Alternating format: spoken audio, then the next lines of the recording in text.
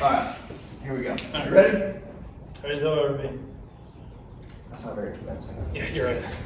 Hey guys, welcome to another episode of Cooler Chats. I'm Reagan Hauser, and today I have my brother Barrett Hauser with me.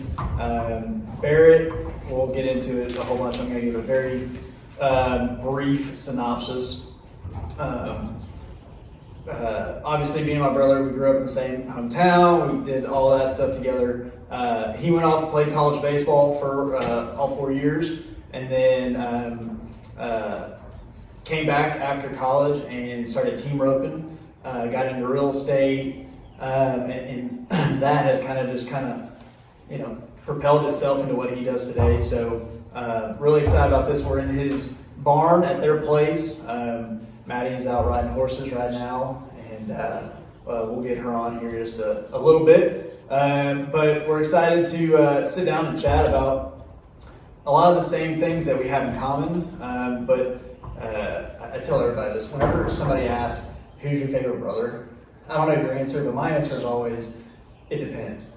Right? Yeah. Like if I want to have like a really intellectual conversation, I'll go talk to Sutton. Right. Right. If Yeah. I want to Ethan and I are very similar personality, humor-wise. So if I want to, giggle, I'll go. Ethan and I will go talk. Yeah. And then if I want to talk about hunting or fishing or Western or various other topics, we'll talk. Sure. So it's like we all have very different interests, but we Yeah. all have the exact same interests in some ways. Yeah, for sure. Yeah. I don't know if that's how you answer it. Yeah, no, totally. Because, like you said, most of us, or all of us, have a lot of the same interests in common. Like we all like to hunt or fish or be outdoors or go adventure or hike and stuff like that. But yeah, we all have little uniqueness to us that just it depends. But growing up, Sutton and Ethan didn't hunt nearly as much as we did. Correct. Right? So we, I think, really bonded over that. Whereas we were around Sutton and Ethan more as they got older and started to learn and kind of have thoughts for themselves, which is why I appreciate Sutton and Ethan. They're both incredibly smart. Right. I think definitely smarter than us. Yeah, in a lot of ways. In a lot of ways. Yeah. A lot of For ways, sure. we're the village idiots. Yes. Yeah. For sure. But we're very similar, but also so different. Yeah, for sure. Which is wild. Yeah, it's crazy. Yeah, I mean, if you want to go talk about, politics or foreign policy, Sutton's your guy. If you want to talk about finance and somebody that make you laugh, go talk to Ethan. If you want to talk about, ranches and horses and social media and photography and videography, you call me. Yeah. It's just... and that's a great segue because, we grew up at a time where cell phones were starting to come out. We shared a cell phone for a long time. Yeah. And then we've really, in a lot of ways, seen social media evolve, right? Mm-hmm. I remember getting Instagram for the first time in 2011, 2012, Mm-hmm. whatever that year was. We had Facebooks and stuff like that. MySpace, shout out to MySpace. But we have really seen social media evolve, and I've seen you really take that from a real estate perspective, but then also from a team roping, and now with Maddie, just general horsemanship. Right. So what kind of made you realize, hey, social media is the way of the future, if you will, or the way that I need to go to progress my career, whether it's team roping or real estate or whatever? Yeah, I mean, so for me, social media started out as just a way to be creative. I'm a very creative person, I think, naturally. I love photos, especially, and video, yes, but photos really. I've always been fascinated with photography, and so in my day-to-day life, selling ranches and selling horse properties and stuff, I don't really have a lot of creativeness in there. I mean, it's not really a creative business in a lot of ways. So I really just was looking for something to do outside of that, just to be creative and have a bit of fun. And also with that, I saw a little niche because at the time that I started, there wasn't very many people on social media talking about team roping. There was a few about horsemanship, but nothing really about team roping and ranching. And so I was just let me do this because I think it's fun and I think it's cool to show other people what we're doing. And then it's also cool to be creative and have a bit of fun with it. So that's really the origin of how it started. And then as it got bigger and better, and people started really thinking like, okay, this is something that's the future, right? For businesses, for brands, for potential income revenue.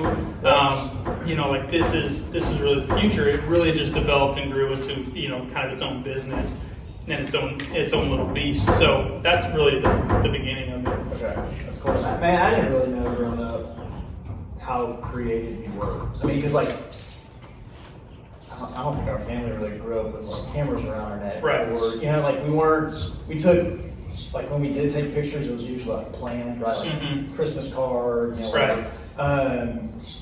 But we didn't, like none of us really grew up with that. When I think a creative kid, I think the middle school or high school that's like got a camera attached around their neck, or somebody who's like always sketching. I mean, Sutton drew a lot growing up, but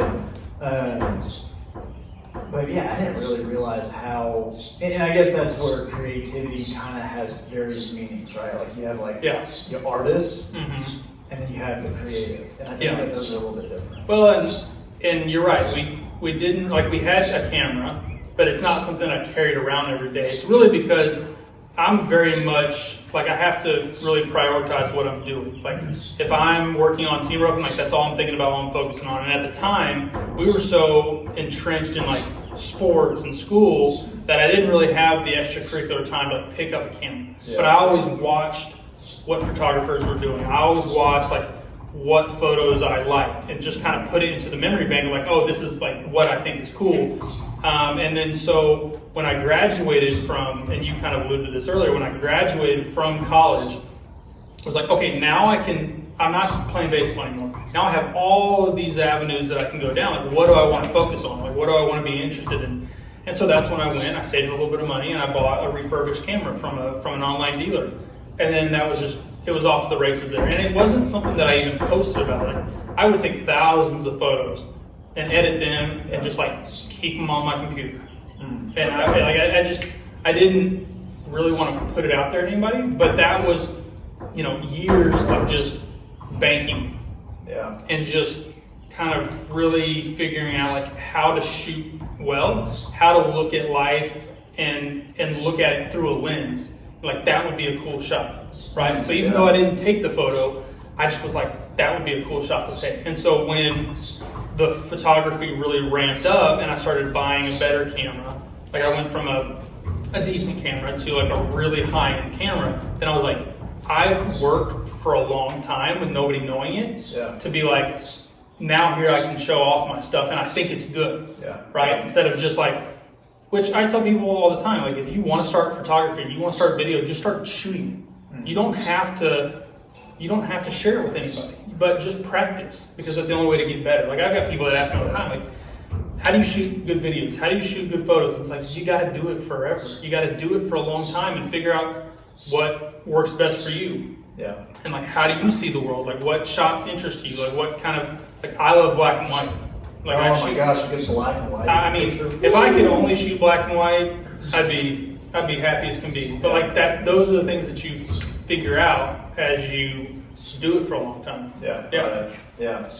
No, that's so good, man. Like, I think in the culture of society today, like the younger people coming up, they either expect themselves to be pros at it because of social media, right? Social media is this awesome, terrible thing, right? Like, it can be so cool in a lot of ways and so terrible and destructive in a lot of ways. But, there's these kids that get on Instagram, they see, let's say they're 18, 19 years old, and they see another 18, 19-year-old kid and taking these amazing pictures, and they have 200,000 followers and whatever, right? It's like pro quality stuff. And they're like, man, I really like photography, but the pictures I take are not those pictures. You know what I mean? And so I think kids or just people in general, like, I know people my age that are the same way, like, they want to get into something as a hobby because they appreciate it, they respect it as an art form, or they respect it as a thing to do, whether it's golf or photography or whatever, basket weaving. But they're like, I know I'm not going to be good at it, or I'm not going to be at that level. So I don't want to do it because people are going to be like, oh, dude, that sucks. Right. And so there is kind of this beauty of doing things behind the scenes in the quiet, keep your head down, and then once you get really good at it, kind of gifting that to the world. But sure. I also think it's really cool to like see people go through this is kind of what you're doing with your new horse Hattie, right? Like, hey, let's take you through the process of what really would be behind the scenes, right? Because a lot of people would be like, hey, I don't want anybody to see my horse until it's ready to go. Right. But there's so many little intricacies that people miss if you do that. Yeah. There's so many intricacies that you miss if you don't have the bad photo. Yeah. There's so many things that you miss in the process because you're right. People think like I used to think when a musician put out a piece of music that like they sat down, they recorded the music, and it was out. Yeah, like that day. It was like a 2-hour process. Yeah. They might have written 100 pages worth of stuff in order to piece together a perfect song, right? So a lot of times Instagram, social media, like show the finished product, but they don't show anything in between. So I always thought the in between of really poor and really great was kind of a cool thing to showcase. So totally. Yeah, I mean, that's where, like you said, that's where people learn the hard lessons that the pros or people who have been doing it a long time know, right? Like they know the little tips and tricks and, don't do this, do this. Yeah. And I think that's lost a lot of times that, you have to just go out and do it. Sure. Right? Like I've got a ton of terrible landings under my belt. But like those bad landings help me get better landings. And those are the ones that like, in like the Instagram or YouTube world or whatever, like you can go find some videos of bad landings, right? But like I think what makes those so popular is that anybody who's done it knows like I've had that landing. Yeah. Like that exact landing, I've done it. Yeah. Done it a bunch actually. Yeah. And like even to this day, like when I step into a new airplane, like a type of airplane that I haven't flown before, like it's gonna, or one that I haven't flown, let's say, in a long time. Yeah. It's gonna take me a while to get back to having really consistent, smooth landings.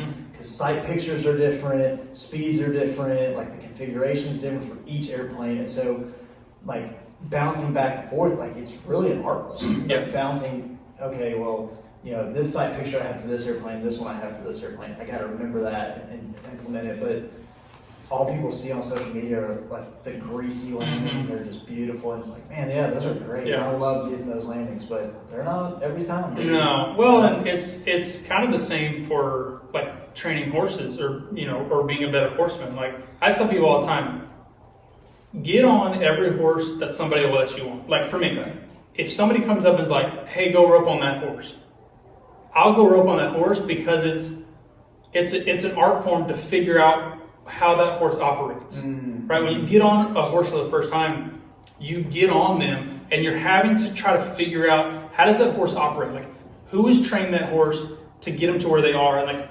what things do they do that the other horse that I just got off of doesn't do? Yeah. Right? And so I always say, like, if somebody tells you to get on a horse, as long as that horse is not stupid or crazy or wrong or safe within reason, right?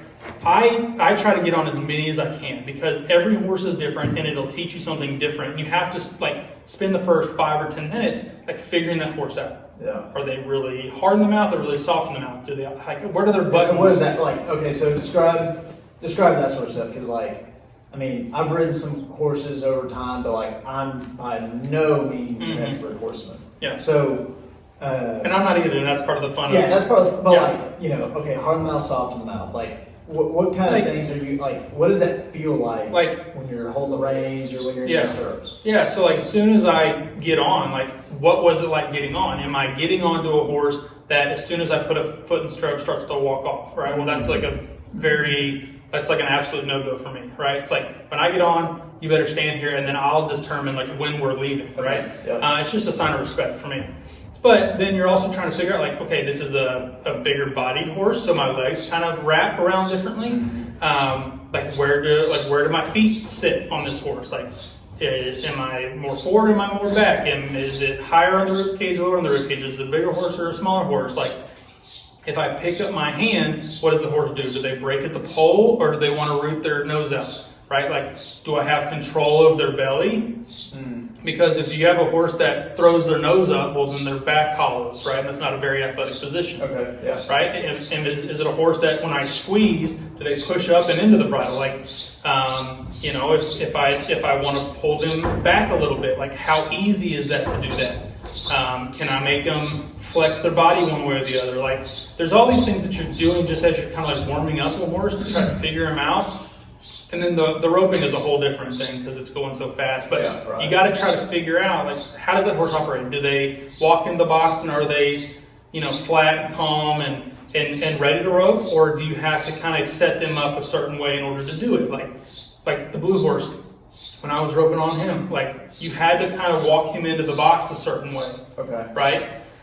Some horses, you can walk them in there however you want to and they're ready to go. Right? They're kind of that way. But with him, you had to have somebody on him that he was confident in, right? And you had to walk him in a certain way. You had to set him up a certain way for the run because he was real tight and tense in the box always since I got him. So those type of things are the things that you're learning every time you get on another one, right? Yeah.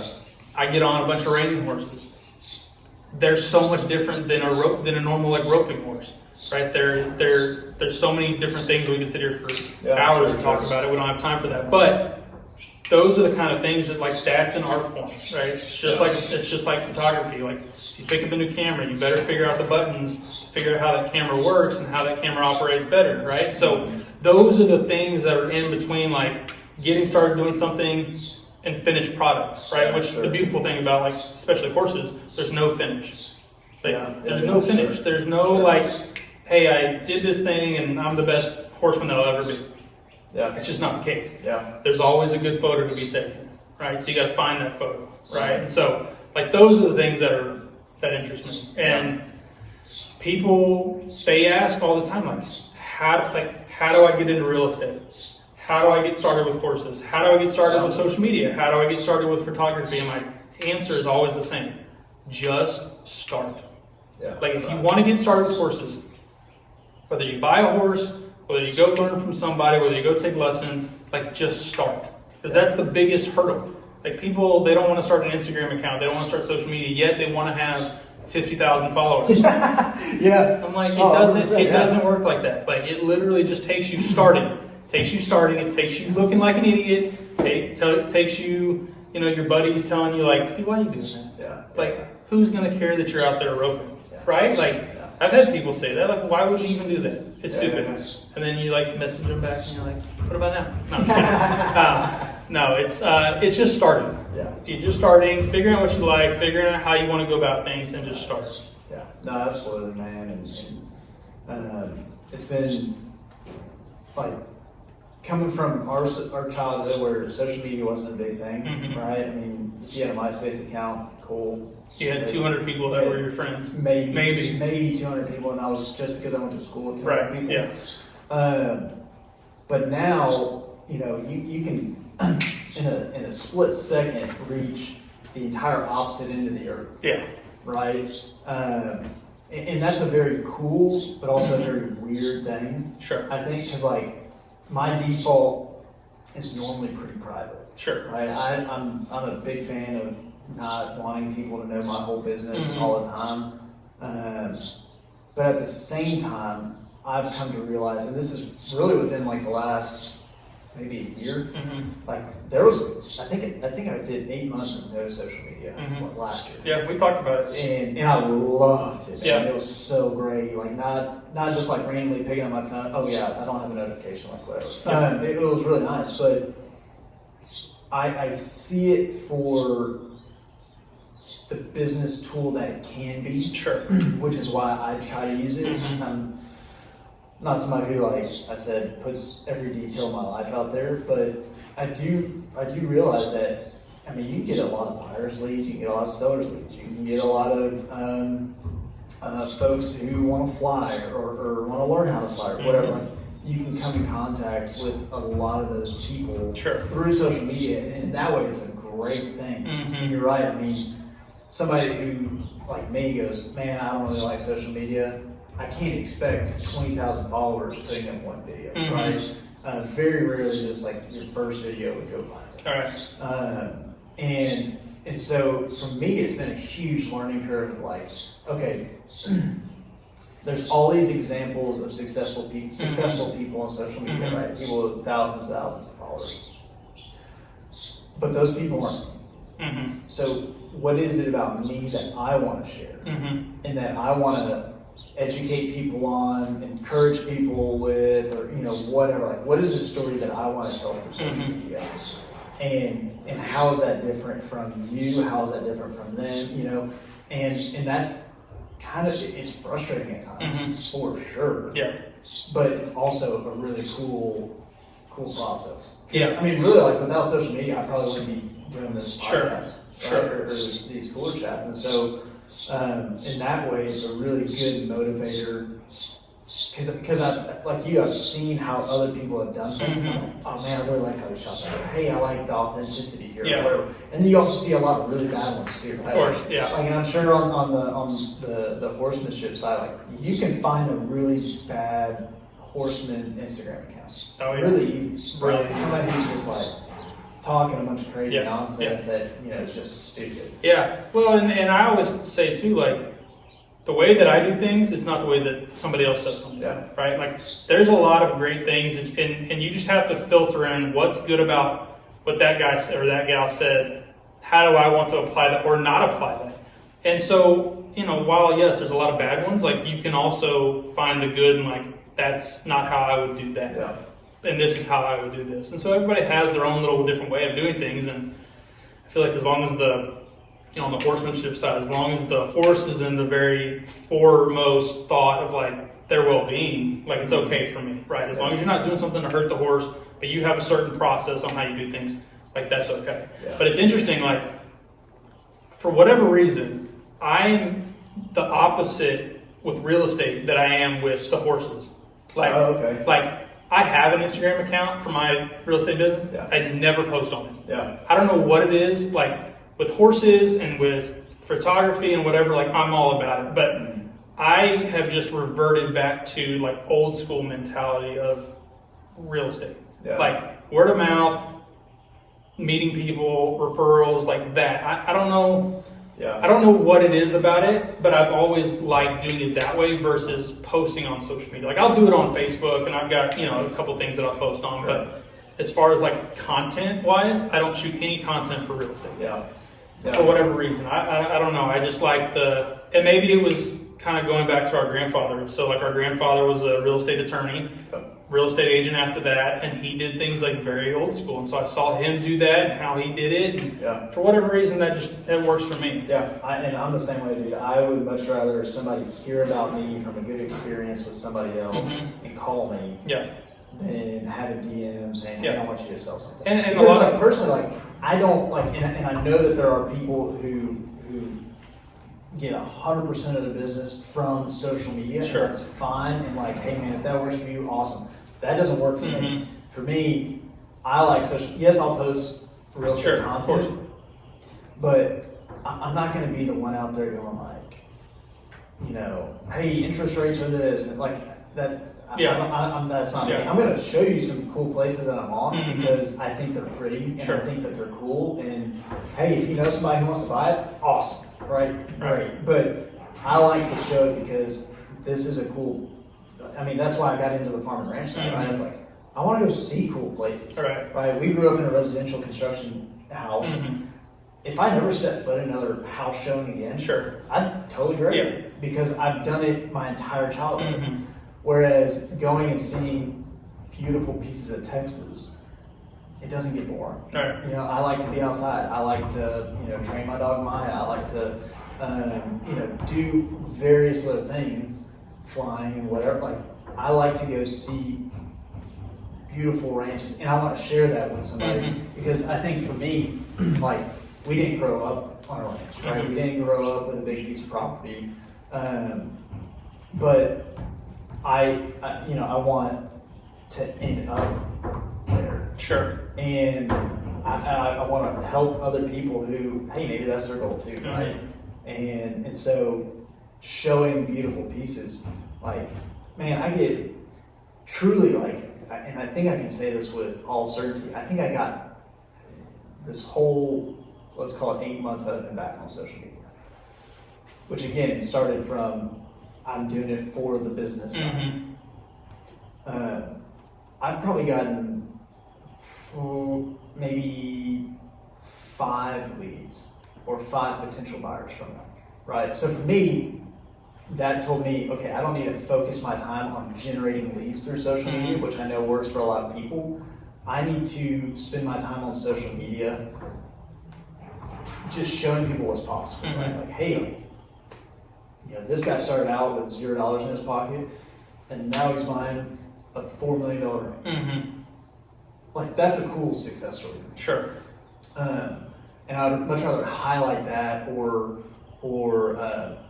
do a podcast like this where I just get to hear people's stories from all different walks of life, not just realtors, not just hunting enthusiasts or whatever. Like, truly, there's so many ways to be successful in life, and to define what success is, you can do that in a million different ways, and it's different for everybody.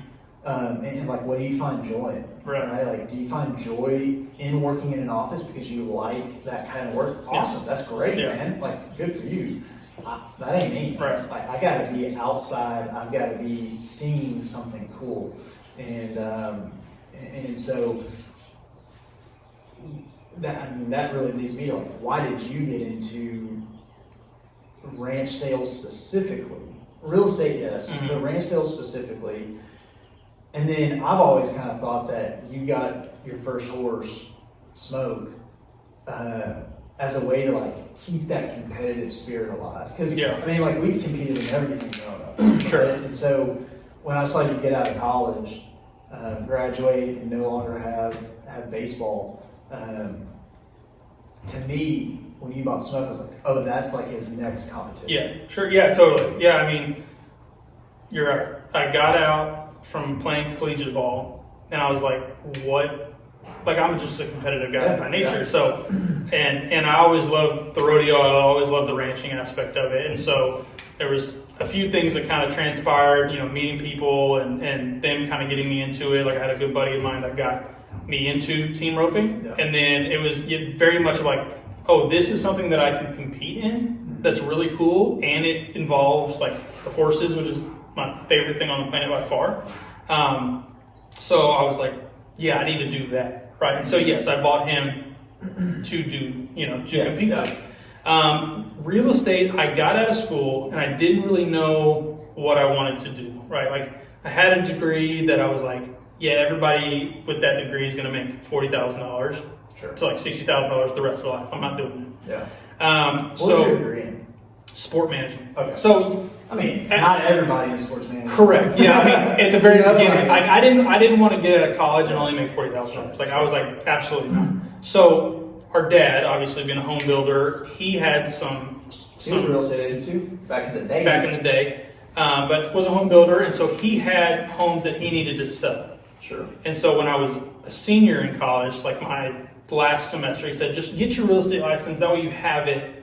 And that way you figure out, you can sell stuff with me while you figure out. Well, then it just went on. Like, I got out of school, had a couple of his properties listed, started listing a bunch, started selling a bunch, and then it just kind of went off from there. And then I started out in residential because it was the easiest thing that I could get into, right? The barrier to entry is so low. Exactly, yeah. Like, if you got a real estate license, you can sell a residential home, which is great. And then it just transitioned into, like, I got my first luxury home when I was 25, sold it, and I was like, that's what I like. Yeah. Like, I've never been the sell 60 homes a year. Dude, I cannot. I'm not. Oh, makes me sick. So it was just a natural progression of, like, moving out of residential, being around people that are more like me and how I operate, and, like-minded people. It just really fell into the ranches, and then it really fell into the horse properties, like being a horseman and and my life is consumed with horses. Like we're sitting in a barn, right? So then just the natural progression of people that you meet and you come in contact with and you become friends with and you have similar interests, that all just translates into horses and ranches and hunting properties and luxury homes and stuff of that nature. So that's where I think kind of going back to the old school mentality is just like meeting people, connecting with them, learning about them, and then that moving into what you sell. Like that's just kind of the natural progression for me. So it's been. And I find that people who are buying luxury homes or ranches or whatever, like they appreciate the old school touches, right? I always got the feeling when I was in residential that I was more or less a used car salesman, right? Because there's so many bad residential agents that are kind of that sleazy, sure. I'm going to do 100 deals this year. Like you're one of 100. Yeah, and like I don't care if you really like the house. I care if you buy the house, right? Like not really taking into consideration their needs or their desires or what is the best fit for them, right? And just saying like, I will sell you a house. I don't care which one. Yeah, and people, if you're going to go out and see a 400-acre piece of property, you need an agent that is going to not only drive you in a side-by-side, but is willing to put on hiking boots and walk the whole perimeter of the property, which I've done. I've done for clients. I've gotten out and we've walked the whole perimeter of the property to know exactly where things are, what it looks like, what is the fence built out of, is it even a good fence? Like you need to be able to, like as a horse guy, go into a horse property and go like, these people, whoever owns this, did it right because it's set up this way, or they've got that in place, or all of these different things. And so it's more time consuming, but it's okay for me because it's time consuming on things that I like. Yeah, 100%. Yeah, like I can breeze through a house showing. Yeah. In 30 minutes. Yeah. Right. Like I can walk into a house because of our upbringing. I can walk into a house, look around, see if it's built well, taken care of well. Mm-hmm. I can tell those things very, very quickly, mm-hmm. and I'm not interested. Right. Like it's not a challenge to me. And again, having that kind of like, well, all residential agents are sleazy car salesmen. Like that's not always true, but there's so many of them in that industry that are that way. Mm-hmm. That if you go, hey, I'm a residential agent, a lot of people are going to go, ooh, right? Yeah. But for me, I like the fact, like you were saying, like I can get out, and we'll spend 4 hours, 5 hours at a showing, right? Like whatever it takes to go see the entire place, sure. Get a good feel for it, make sure that things are as they say they are, or as you want them to be. Right. And doing that outside in nature and seeing, I mean, to me, you can tell a lot about a person by how they take care of their range. Sure. Right? Like, if they're letting all the cedars and stuff grow up, and if they're letting, all invasive weeds or species or like kind of run them up, then like you can tell that person doesn't really care. Sure. But if you walk out on a piece of property, there's some cedars, but they're not overrunning the place, and they have the wildlife maintained well, and so like you can tell that person really cares about that property. Sure. So usually that transaction is going to go through pretty smoothly, right? Because they take care of the things that they own, and that's always a good thing to step into as a buyer. Sure. But I didn't want to continue in residential sales when I had very little interest in actual homes. I cared about the people I was with, right? I cared about my clients, making sure that they got into something that they really needed, sure. or could afford, or fit their needs. But I didn't care about the home, right? And so that's what drew me to it. So I was kind of interested. Sure. To farm and ranch. It's you're gonna love going to work when you love doing what you're doing, and that's kind of it. And they appreciate the old school approach that you and I take to the real estate of like, hey, I would rather people know me in the industry because of my work ethic and because they've heard people I've worked with and they've heard glowing recommendations rather than, I just found this dude on social media and like call him. Yeah, I mean, truthfully, most of our business comes from the fact of like, we've got good properties. People see that we have good properties. They see the way that we manage and market the properties, and they go like, that's an agent that I want. But it's also too like, if we go out and show a ranch, like they like the fact that I can go to the back of the pickup, bring this cooler out and have water for them. They're like, oh, like that's a great touch. Like that's something that's great. Yeah, you know, one of my and I've got flyers for them, and I've got the maps printed out. Like if we go look at a piece of property, I'll map it out. And you know, so that they have it, so that they can feel comfortable of what they're looking at, and we can discuss, you know, next steps if that comes to us. Yeah, and I use Land ID all the time because I can download that specific property to my iPad. And we can sit there and it'll trace exactly. I mean, there's a little blue dot, right? And it follows us. I just hand them the iPad, like, look, just if you ever have a question where we are in our ranch, look at the blue dot, right?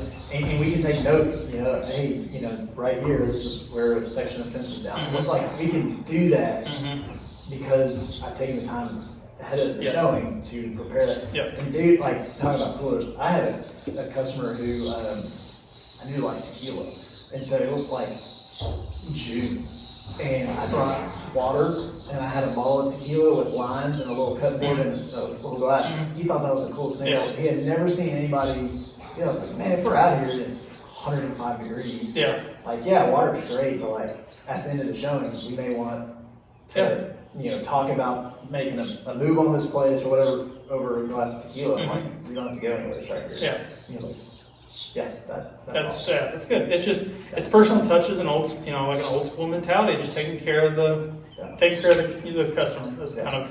And I like the pace of it too. Like that's something that for me on the flying side was really important because it got to a point on the residential side where, dude, like I had to ask other people to go show my clients because I was in Mexico on a trip flying. Like, I need to see this property today. Whereas on the farm and ranch side, it's like, I need to go see it in the next 2 weeks. Right. What's your time? You know, and so I like that too, but that's just something that I don't think a lot of people talk about. It's like the pace of the deals and the pace of showings and stuff is just so radically different. But outside of real estate. So you do real estate, you get into horsemanship, you start roping with smoke.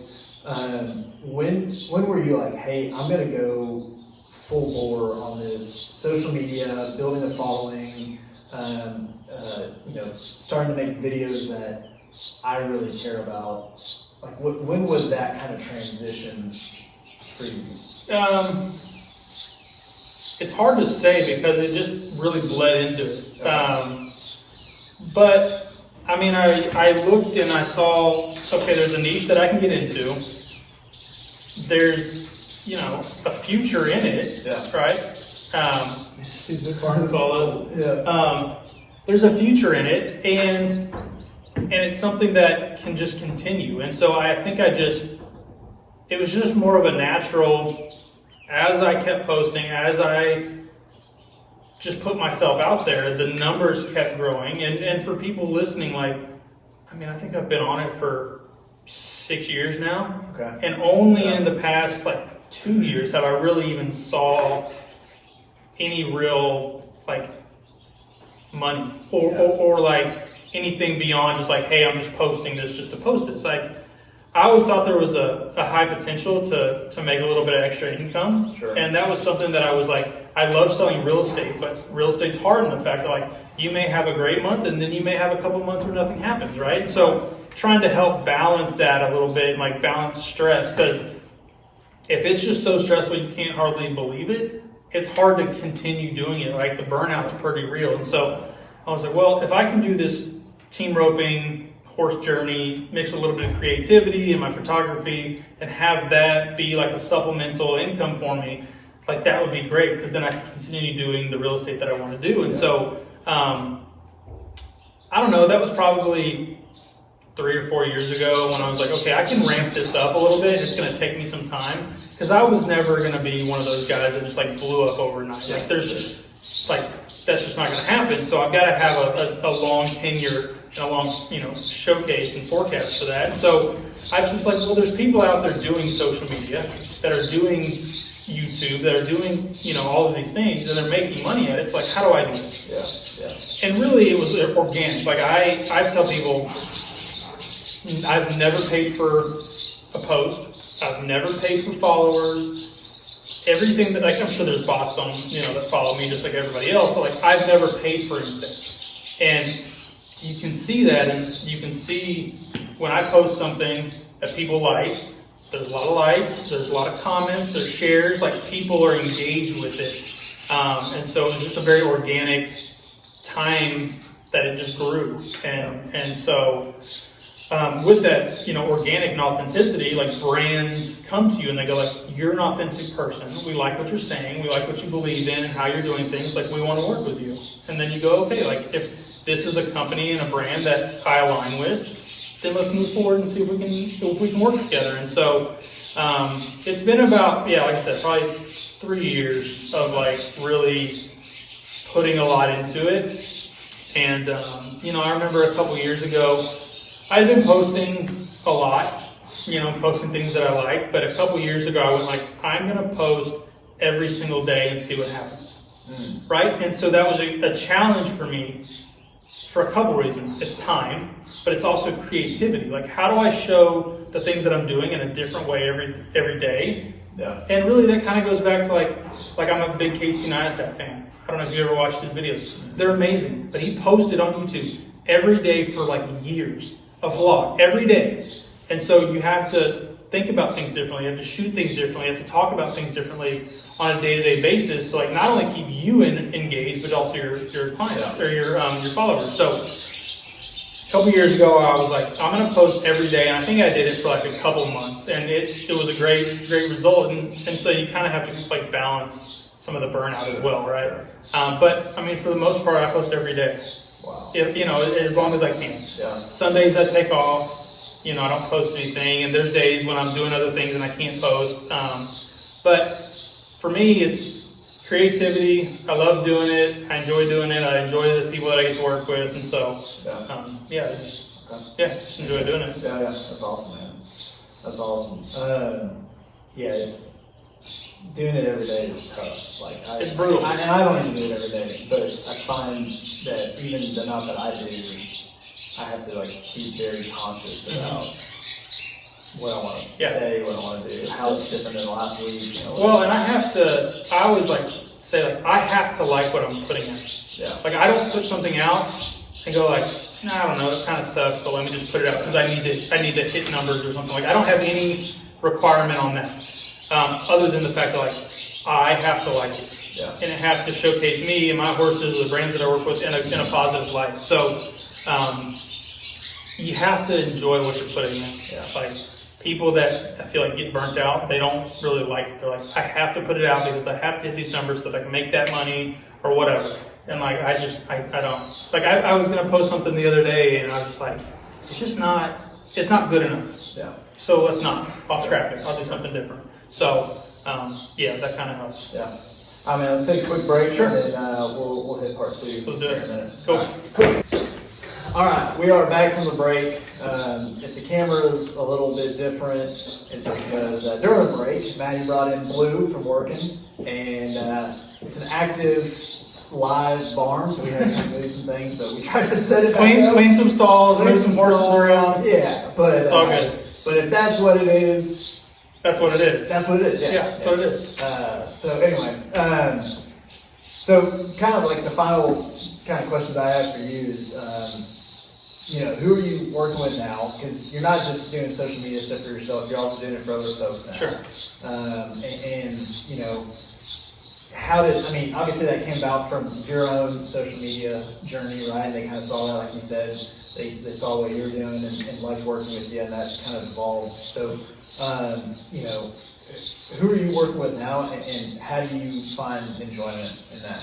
Yeah, so I've got some really great people that I get to work with, on a daily basis. Ag gear is one of the best, right? We're both wearing ag gear. I think I'm even wearing the underwear from Ag gear, which is great. Please sponsor us. Yeah, great company. We love them, and they're really one of the companies that came to me and we said like, all right, well, what are your values? What are my values? And like, how do those kind of go together, and fortunately we have the same values and enjoy the same things and are passionate about the same things. So ag gear is a big one. Then we've got Top Hand Ropes, which is my favorite rope company, and I get to work with them on a daily basis. Takova's Boots, great boot company. I get to work with them quite a bit. We've got Purina, which is a great feed company that we get to work with. I give mine Purina. Yeah, exactly. We're a Purina family. Purina family through and through. Reliance Ranches is a ranch that I get to work with and do a lot of photography and videography for them, which is great. I love it. It's my passion, combined. Those are the companies I get to work with on a day-to-day. That's awesome. Yeah. That's awesome. Well, any of those want to sponsor Cooler Chats, I'm not going to say no. I'll give you some shout outs in the episodes. That's what I have to offer. Okay, cool, man. So what is, that kind of brings us up to today. What are future plans? Like what's the next 6 months, next year? Like what are your plans? What does that hold for you? Yeah, so, with Addie, she's 2-year-old, and so it'll take her, probably 2, 3, 4 years to really get going in the roping. Yeah. I like to take it really slow, so that's kind of the plan for that. And, get her into some futurities in her 5 and 6-year-old year and futurity her a little bit. And then in the meantime, obviously lots of training for her, but still roping, still get to go to some big ropings, catch some rides on there, and just continue competing, continue getting better in the team roping world, continue putting out, content that I like and enjoy, and just growing that and helping my brands out with that. And so that's kind of it. I think that a long-term goal would be to have a big barn that we can do a lot of training in, a lot of boarding, outside horses. Really want to work on kind of the physical and mental for the horses as well as the people. So there's a bunch of plans for the team roping and horse training world coming up. But those are future plans. Yeah, that's awesome, man. Yeah. That's awesome. Well, all right, last question. Who is somebody or a couple people that you want to see come on here and hear their stories? Maybe it's people you don't know, maybe it's people you know. Mm-hmm. Who would you recommend coming on? I would probably... Don't say Maddie because she's next and that's a cheap answer. Okay, all right, I won't say Maddie.